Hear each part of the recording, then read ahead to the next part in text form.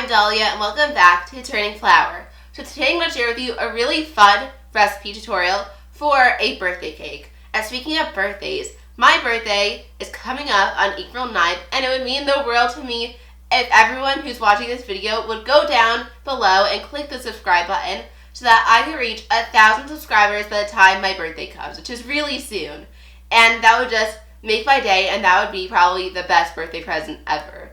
So if you do that, thank you. And just really excited to share this recipe with you, so let's get started. Okay, so the first step to making this cake is to level both of your cakes. I have here two 9-inch cakes that I'm using my Wilton cake leveler just to level off the top of the cakes, but you can also do this using a ruler and make marks all around your cake indicating where you'll cut the cake, and then use a serrated knife and connect each mark to form a line around the cake. And then you're going to slowly turn your cake and insert the knife a bit more into the cake with each turn until your cake is leveled. So those are the two ways to do this. I just really love using the cake leveler.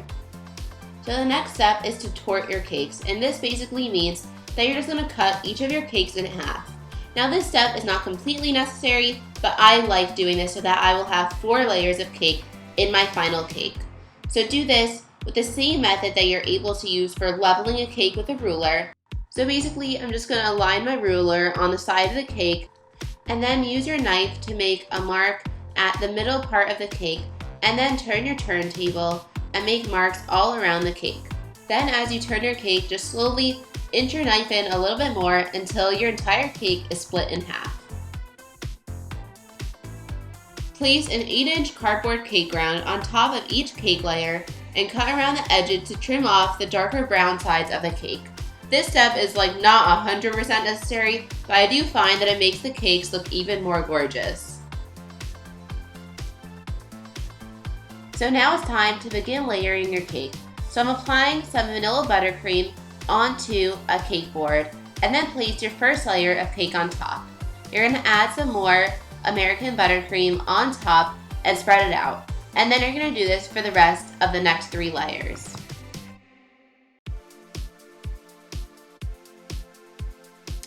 So now let's begin on our crumb coat. And this is basically just a really thin layer of icing to lock in all the crumbs of the cake.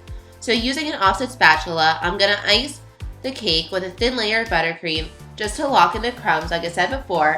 And then once this is done, you're going to refrigerate it for 30 minutes or until the buttercream is set and slightly hardened. So now I'm going to begin on my final coat of icing. So using an offset spatula, frost the top of the cake with a generous amount of purple buttercream icing. And then you're going to spread the icing from the top of the cake all over onto the sides of the cake. And then you're going to apply some more icing to the back of your spatula onto the sides of your cake and smooth the icing all around to make sure that the entire cake is coated. Now I'm going to hold an icing smoother at a 90-degree angle while turning the turntable to smooth the sides of the cake. The top of the cake will have a ring of icing formed around the edges at this point, so you're going to clean the icing up with the icing smoother and use it to swipe any excess cream to the center of the cake. You're going to repeat this step until the top of the cake is flat with no lumps, and you want to make sure to clean your icing smoother with a paper towel in between each use so that you don't get blobs of icing all over your cake. Once this is done, you're going to allow the cake to set on the counter for about 1 hour or until your icing has formed a crust. And then to speed up this process, you can place your cake in the fridge for about 45 minutes or until the cake has crusted. So now I'm going to smooth the sides and top of my cake.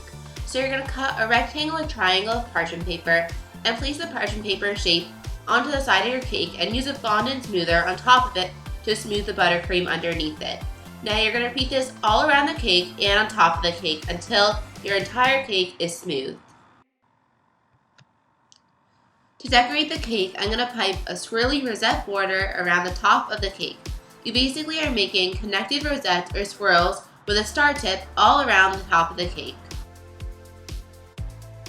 So now you're going to brush the top of the cake with piping gel so that the sprinkles will stick. Then use a tablespoon to sprinkle on the colorful sprinkles until the top of the cake is all covered in sprinkles. Return your cake to the fridge for 10 minutes, then brush the lower sides of the cake with piping gel as well and use your hands to adhere the sprinkles onto the sides of the cake.